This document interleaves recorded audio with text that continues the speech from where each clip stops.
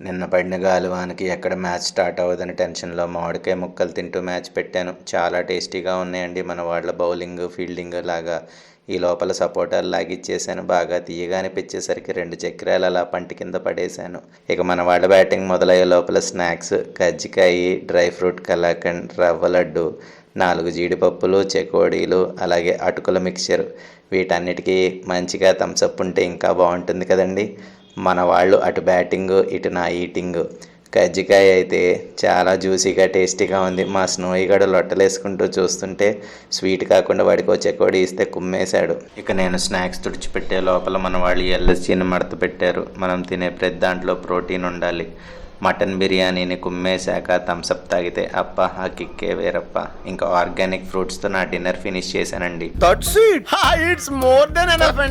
ఈ రోజు నా వెయిట్ గురించి ఎందుకులేండి, ఈ వీడియోని మీ ఫుడీ ఫ్రెండ్స్కి షేర్ చేయండి.